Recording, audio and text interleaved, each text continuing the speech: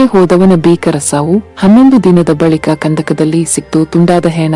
ಪತ್ನಿಗಾಗಿ ಶೋಧ. ಮೇಘಾಲಯದಲ್ಲಿ ಹನಿಮೂನ್ಗೆ ತೆರಳಿದ್ದ ದಂಪತಿಯ ಪೈಕಿ ಪತಿಯ ಶವ ಪತ್ತೆಯಾಗಿದ್ದು, ಪತ್ನಿ ನಾಪತ್ತೆಯಾಗಿದ್ದಾರೆ. ಹರಿತವಾದ ಆಯುಧಗಳಿಂದ ಹಲ್ಲೆ ನಡೆಸಿ ಕೊಲೆ ಮಾಡಲಾಗಿದ್ದು, ಪೊಲೀಸರು ತನಿಖೆ ಮುಂದುವರೆಸಿದ್ದಾರೆ. ಮೇಘಾಲಯದ ರಾಜಧಾನಿ ಶಿಲ್ಲಾಂಗ್ನ ಒಂದು ಪ್ರಸಿದ್ಧ ಪ್ರವಾಸಿ ಸ್ಥಳಕ್ಕೆ ಹನಿಮೂನ್ ಬಂದಿದ್ದ ರಾಜಾ ರಘುವಂಶಿ ಮತ್ತು ಸೋನಂ ದಂಪತಿಯ ಪೈಶಾಚಿಕ ಸಾವು ಮತ್ತು ನಾಪತ್ತೆ ಪ್ರಕರಣ ಇಡೀ ದೇಶವನ್ನು ನಡುಗಿಸಿದೆ. ಹರಿತವಾದ ಆಯುಧಗಳು ಮತ್ತು ಮರ ಕತ್ತರಿಸುವ ಉಪಕರಣಗಳಿಂದ ಹಲ್ಲೆ ನಡೆಸಿ ಸಾಯಿಸಿ ಅವರ ಶವವನ್ನು ಆಳವಾದ ಕಂದಕಕ್ಕೆ ಎಸೆದು ಹೋಗಲಾಯಿತು. 11 ದಿನಗಳ ಹುಡುಕಾಟದ ಬಳಿಕ ಸೋಮವಾರ ಅವರ ಶವ ಪತ್ತೆಯಾಯಿತು. ಆದರೆ ಅವರ ಪತ್ನಿ ಸೋನಂ ಅವರ ಬಗ್ಗೆ ಯಾವುದೇ ಸುಳಿವು ಸಿಕ್ಕಿಲ್ಲ. 13ನೇ ದಿನಕ್ಕೆ ಕಾಲಿಟ್ಟರೂ ಸೋನಂ ಪತ್ತೆಗೆ ಶೋಧ ಮುಂದುವರೆದಿದೆ. ಈ ನಡುವೆ ದಂಪತಿಗಳು ತಂಗಿದ್ದ ಶಿಲ್ಲಾಂಗ್ ಹೋಟೆಲ್ನ ಸಿಸಿಟಿವಿ ಕ್ಯಾಮೆರಾದಲ್ಲಿ ಮೇ 22ರಂದು ದಂಪತಿಗಳು ಹೋಟೆಲ್ಗೆ ಎಂಟ್ರಿ ಆಗುತ್ತಿರುವುದು ಕಂಡುಬಂದಿದೆ. ಬಯಲಾದ ಅಕ್ರಮ ಸಂಬಂಧ. ಪತ್ನಿಯಿಂದಲೇ ಗಂಡ ಗೆಳತಿಗೆ ಧರ್ಮದೇಟು. ವರದಿಗಳ ಪ್ರಕಾರ ಮಹಿಳೆಯು ತನ್ನ ಸಂಬಂಧಿಕರೊಂದಿಗೆ ತನ್ನ ಪತಿಯನ್ನು ಪತ್ತೆ ಹಚ್ಚಿದ್ದಳು.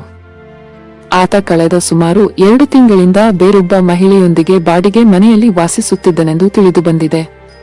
ಮನೆಯೊಳಗೆ ನುಗ್ಗಿದ ಪತ್ನಿ ಮೊದಲು ತನ್ನ ಗಂಡನಿಗೆ ತೀವ್ರವಾಗಿ ಥಳಿಸಿದ್ದು, ನಂತರ ಆಕೆಯ ಕೋಪವು ಪ್ರೇಯಸಿಯತ್ತ ತಿರುಗಿದೆ.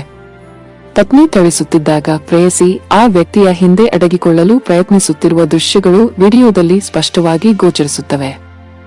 ಪತ್ನಿ ಸರಣಿ ಏಟುಗಳನ್ನು ಮತ್ತು ಗುದ್ದುಗಳನ್ನು ನೀಡುತ್ತಿರುವುದು ಸೆರೆಯಾಗಿದೆ. ಉತ್ತರ ಪ್ರದೇಶದ ಮೀರತ್ನಲ್ಲಿ ನಡೆದ ಘಟನೆಯೊಂದು ಸಾರ್ವಜನಿಕವಾಗಿ ಭಾರೀ ಚರ್ಚೆಗೆ ಗ್ರಾಸವಾಗಿದೆ.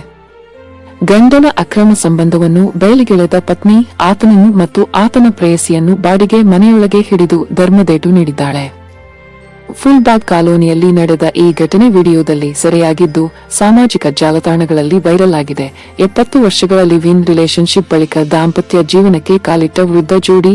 ಇತ್ತೀಚೆಗಿನ ವರ್ಷದಲ್ಲಿ ಲಿವ್ ಇನ್ ರಿಲೇಶನ್ಶಿಪ್ ಸಾಮಾನ್ಯವಾಗಿದೆ. ಕೆಲವರು ಮದುವೆಗಿಂತ ಮುನ್ನ ಒಬ್ಬರನ್ನು ಒಬ್ಬರು ಅರ್ಥ ಮಾಡಿಕೊಳ್ಳುವ ನಿಟ್ಟಿನಲ್ಲಿ ಲಿವ್ ಇನ್ ರಿಲೇಶನ್ಶಿಪ್ನಲ್ಲಿರುತ್ತಾರೆ. ಇನ್ನು ಕೆಲವರು ಇಷ್ಟು ಬೇಗ ಮದುವೆ ಬೇಡ, ಸ್ವಲ್ಪ ಸಮಯ ಜೊತೆಯಾಗಿದ್ದು ಜೀವನದಲ್ಲಿ ಸೆಟಲ್ ಆದ ನಂತರ ಮದುವೆ ಆಗುವ ನಿಟ್ಟಿನಲ್ಲಿ ಸಹ ಜೀವನ ಮಾಡುತ್ತಾರೆ.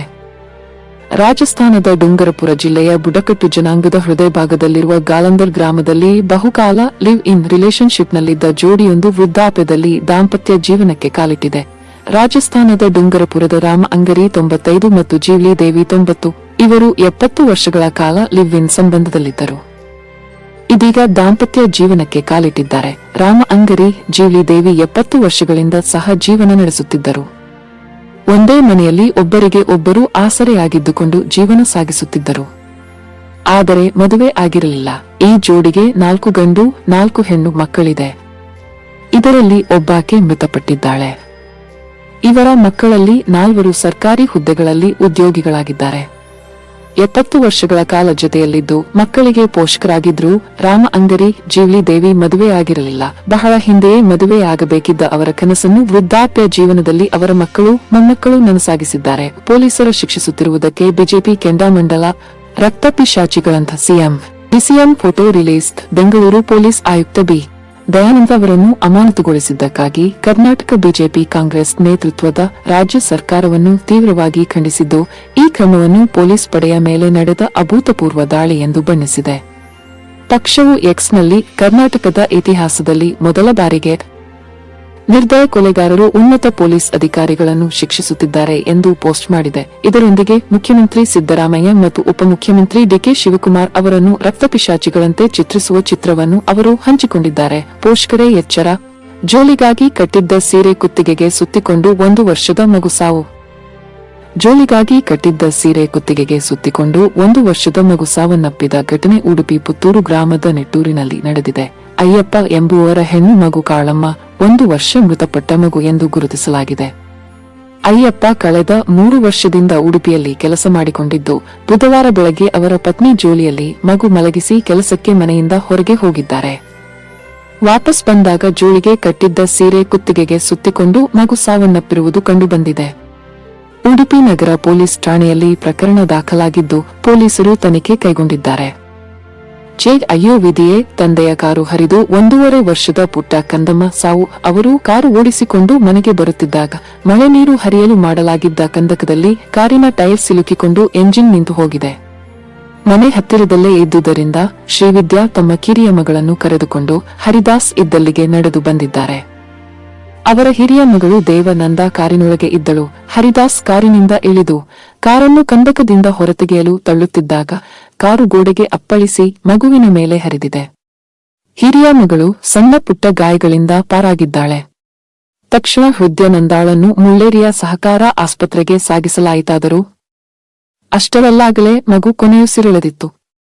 ಮಗುವಿನ ದೇಹವನ್ನು ಕಾಸರಗೋಡು ಜನರಲ್ ಆಸ್ಪತ್ರೆಯ ಶವಾಗಾರಕ್ಕೆ ಸಾಗಿಸಲಾಗಿದೆ. 3 ವರ್ಷದ ಮಗುವಿನ ಮೇಲೆ ಅತ್ಯಾಚಾರ, 24 ಗಂಟೆಗಳಲ್ಲೇ ಆರೋಪಿಯನ್ನು ಎನ್ಕೌಂಟರ್ನಲ್ಲಿ ಕೊಂದ ಯುಪಿ ಪೊಲೀಸರು. ಉತ್ತರ ಪ್ರದೇಶದ ರಾಜಧಾನಿಯ ಅಲಂಬಾಗ್ ಪ್ರದೇಶದಲ್ಲಿ 3 ವರ್ಷದ ಮಗುವಿನ ಮೇಲೆ ಅತ್ಯಾಚಾರದ 24 ಗಂಟೆಗಳಲ್ಲಿ ಪೊಲೀಸರು ಆರೋಪಿ ದೀಪಕ್ ವರ್ಮಾನನ್ನು ಎನ್ಕೌಂಟರ್ನಲ್ಲಿ ಹತ್ಯೆ ಮಾಡಿದ್ದಾರೆ. ದೀಪಕ್ಗಾಗಿ 5 ಪೊಲೀಸ್ ತಂಡಗಳು ನಿರಂತರವಾಗಿ ಹುಡುಕಾಟ ನಡೆಸುತ್ತಿತ್ತು. ಅಲ್ಲದೆ ಆರೋಪಿಯ ಸುಳಿವು ನೀಡಿದವರಿಗೆ 1 ಲಕ್ಷ ರೂ ಬಹುಮಾನ ಘೋಷಿಸಲಾಗಿತ್ತು. ಅಶ್ಬಾಗ್ ಪ್ರದೇಶದ ನಿವಾಸಿ ದೀಪಕ್ ವರ್ಮಾ ರೈಲ್ವೆಯಲ್ಲಿ ನೀರು ಸರಬರಾಜುದಾರನಾಗಿ ಕೆಲಸ ಮಾಡುತ್ತಿದ್ದ ಎಂದು ಹೇಳಲಾಗುತ್ತಿದೆ. ಇದಲ್ಲದೆ ಮಾತಾ ರಾಣಿಯ ಜಾಗರಣದ ಸಮಯದಲ್ಲಿ ಟ್ಯಾಬ್ಲೋಗಳನ್ನು ತೆಗೆಯುತ್ತಿದ್ದನು. 300ಕ್ಕೂ ಹೆಚ್ಚು ಸಿಸಿಟಿವಿ ಕ್ಯಾಮೆರಾಗಳನ್ನು ಪರಿಶೀಲಿಸಿದ್ದ ಪೊಲೀಸರು ದೀಪಕ್ ಕುರಿತು ಮಾಹಿತಿ ಕಲೆ ಹಾಕಿದ್ದರು.